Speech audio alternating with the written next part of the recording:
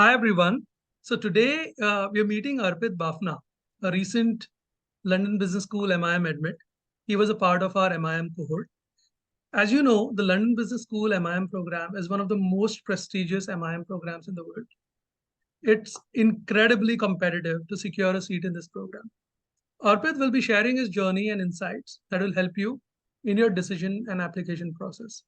So, Arpit, welcome. Hi, sir. Hello. Thank you for having me here. Great.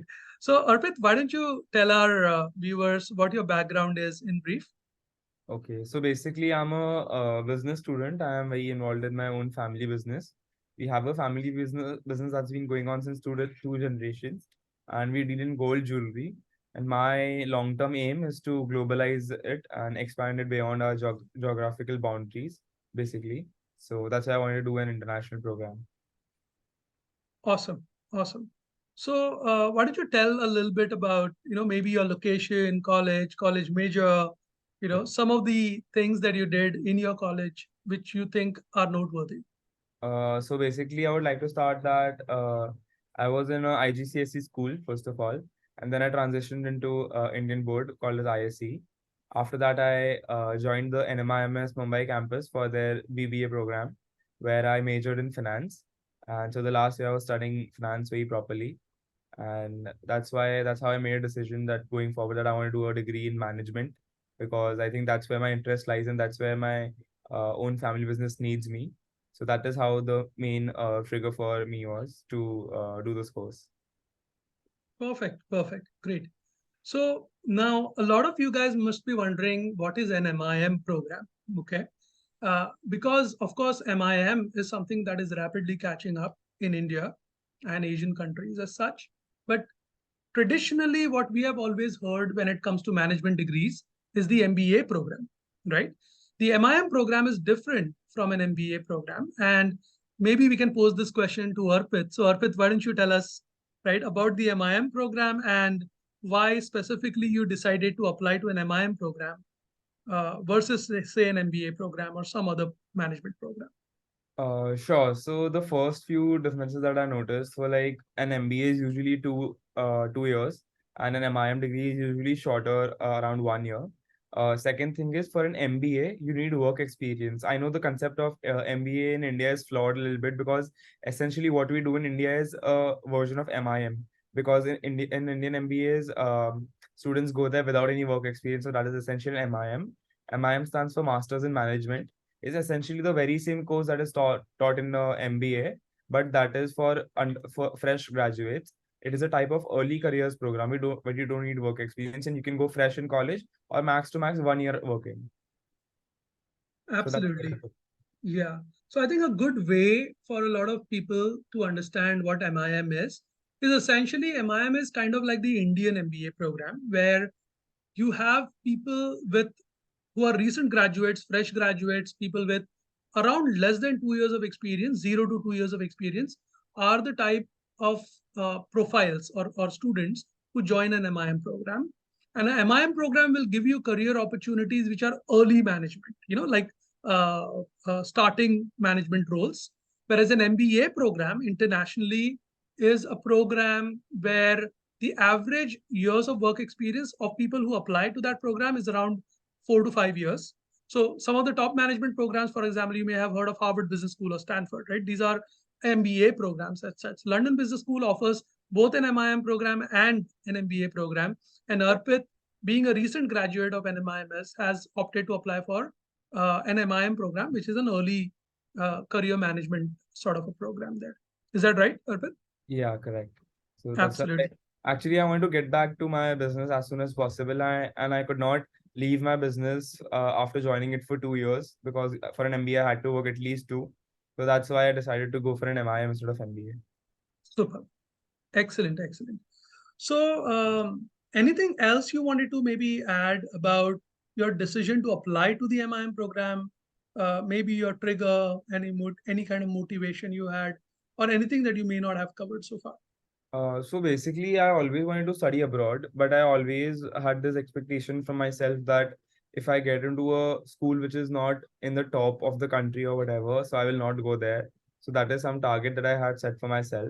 because honestly, an international degree will give you exposure like no other experience. You get to meet, you go, and especially since my goal is to globalize my business. So I think that's very much in tandem with it, that I will be able to gain a lot from it. And that's why I want to do a master's degree. So I was researching schools in US and UK both. And I think the first name that popped up when I typed the word MIM is London Business School. So I had set my goal there. And after consulting with Sumeet and a lot of other people, I also found out that LBS should be my top priority basically if I want to do an MIM program. So that's how I went about it. So that's how I set my target for a master's in management degree. Excellent, excellent. So let's kind of start right at the beginning of the process, right? If I were to just kind of have you start with, maybe let's start with some of the apprehensions or challenges you had about this particular program or the application process. So first of all, I would like to talk about how I was actually very late for the application cycle. So I think I had contacted Sumeet sir around end of October, start of November, somewhere kind of situation. And since after contacting him, I got to know a lot about the application timeline, basically that what happens when it has to happen. And for example, giving your GMAT, getting your scores, and if you don't get a good score, you reattempt your GMAT. Basically, writing all your, you know, contacting and guiding all your referees to write your references, contacting your college. After that, you also have to write your own college essays. So for LBS, the number of essays was a lot. Like total number of essays was around 11. So that also took quite a lot of time. So writing everything, and then in the end, you just finalize everything. You just bring everything together, and then when you submit your application, so that's how kind of the timeline goes. So for me, actually, I was very late. Like when I contacted Sumit, so already first round of my dream college had already passed away. So that's why then I started applying. So basically, I had a month to prepare for GMAT, and I was very scared that I might not be able to make it since it's only I get only one attempt. Otherwise, if I don't get a good score in this attempt, I had to wait 16 days and then give it again. But somehow it worked out, and I just gave GMAT on a month's preparation. I got a 710, which then I told Sumit sir, he's like, you can do better, but this will work for now. So then we started working on my applications, and we started writing my essays, and I got to know a lot about what I also started networking with people from other schools. For example, NCR, and not just LBS, like NCR, HEC, all those schools as well, top tier schools where the MIM programs are like known, or like the college has a reputation. And I also got a list of questions that you should ask, and how basically the structure of how you should network with other people to get to know the information that you want to know. So I was doing that a lot. I was talking to a lot of people, and once that had passed, I started properly researching schools about what all you should do, and basically what the school looks from you. Like every school has a typical thing which they want from you. For example, for HEC it could be entrepreneurship, for LBS it could be networking, or there's a set group of things that the school expects from you, and it just highlights your profile if you have that. So I started researching about all of that school wise. Then a very big important factor here was the deadlines. So I created a list, with some resource guidance, that every school's guidelines, like first, second, third, fourth round, and what are the criteria for each round. Like for example, in the fourth round of almost like many colleges, international students cannot apply because then it's already too late for them to get a visa, so they cannot apply in that. So that's something that you should know. And basically a lot of minute information like that, minute but important. That's all I structured together. Then around I also actually had my term end exams for fifth sem, so I was also concentrating on that. But once that had passed around December 15th or something, we started writing my college essays.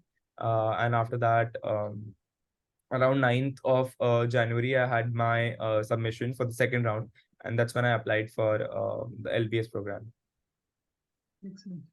So could you talk about, just the overall application process and experience? I think you've already covered quite a bit in terms of some of the documents and all that, right? So since you were a part of our cohort, the Tilden cohort, right? Could you talk about, how the process experience was for you, and specifically what did you really get out of the entire process, right? And yeah, if there are any details you want to briefly cover. Right. So basically, I think one huge difference I did made for myself, like when I started working with Tilden, was I was very lost before. Like I knew a lot of stuff about me and what I can do, but I could not portray it properly. So I think that's where it will come into play, that they give you such an like such all the information that you need is given to you. Like for example, which school do you want to go to? Which school should you go to? What should your story be? How you should portray it, how you should picture it. Basically, what should your long-term and short-term goals look like? How do you make them more enticing? How do you basically reflect the truest version of who you are on the college application essays? Because every college has like different type of essays. Some colleges will be like they just give you one essay and be like, tell us everything you want us to know about you.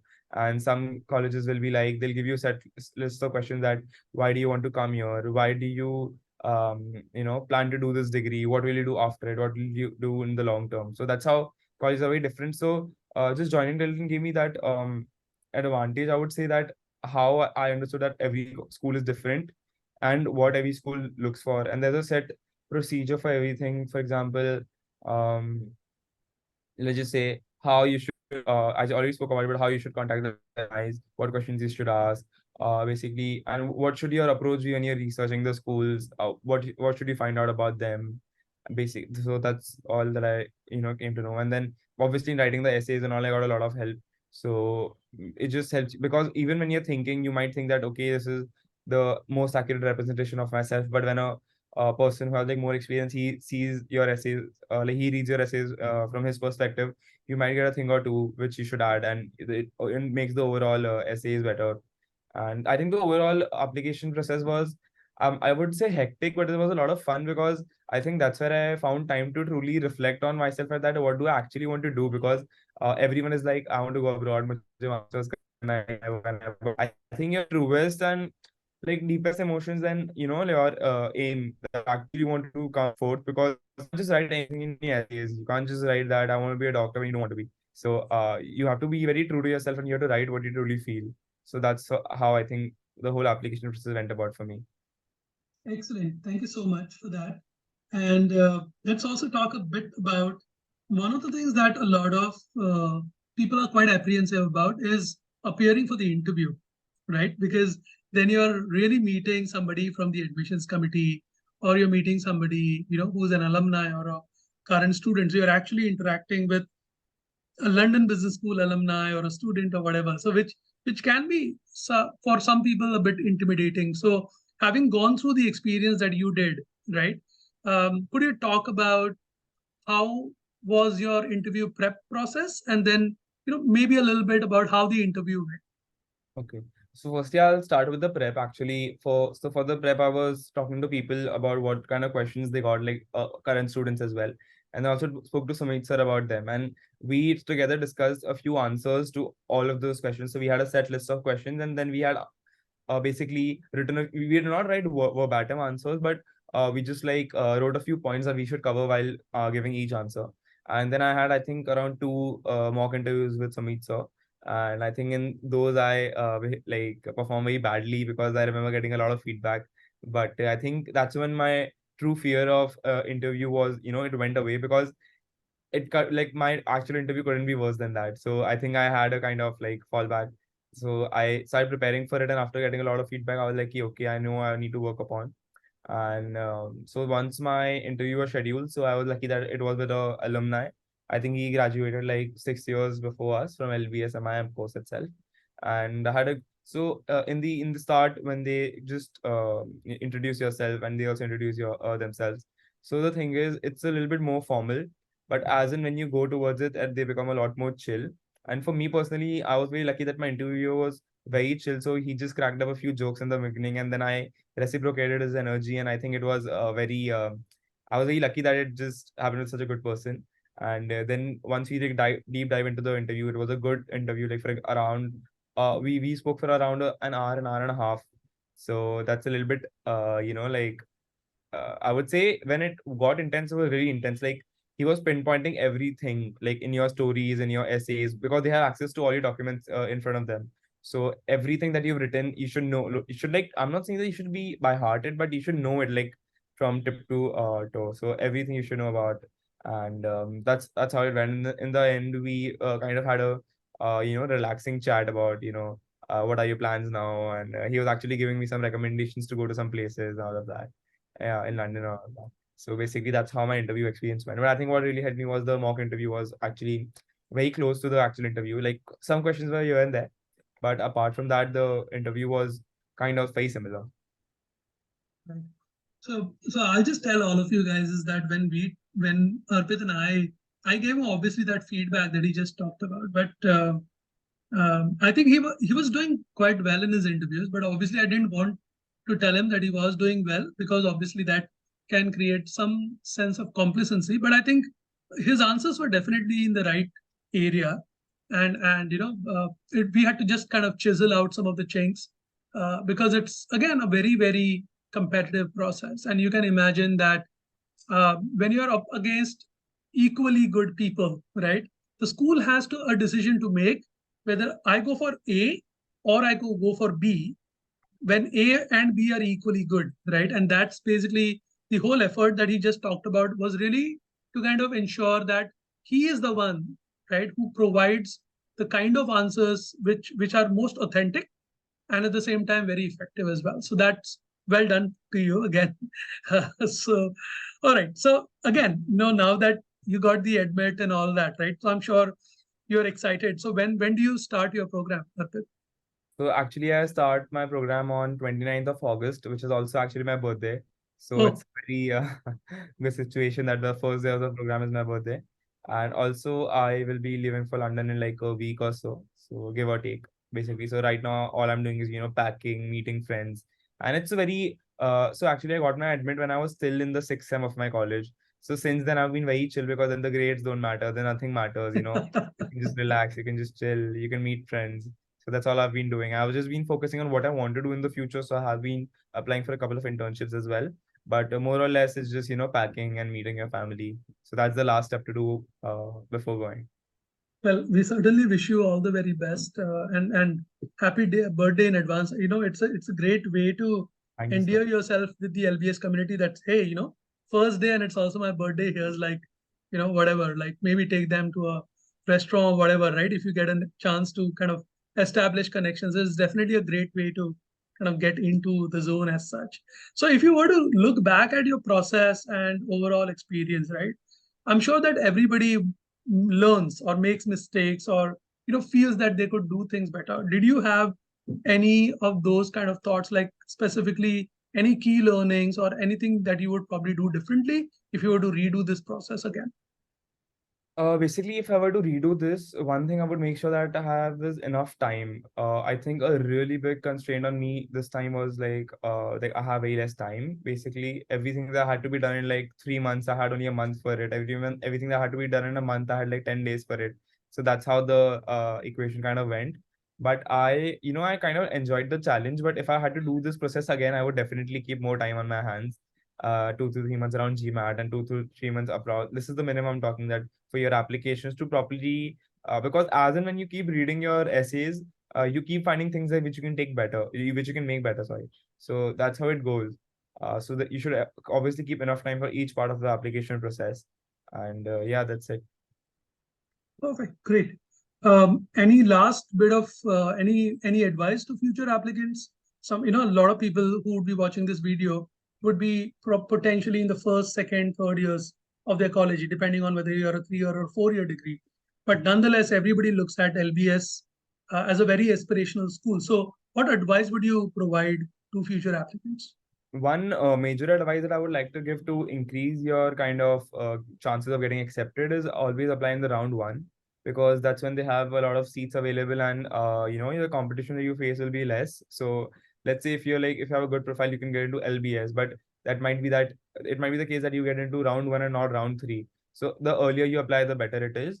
And second thing I would try to say is before your application, like around the month of November, you should be starting your essay process and not just your whole process together. So I would say that any standardized tests that you're taking, if you're taking GMAT or GRE or whatever, so all those tests should be done way before in advance so that you have time for retakes.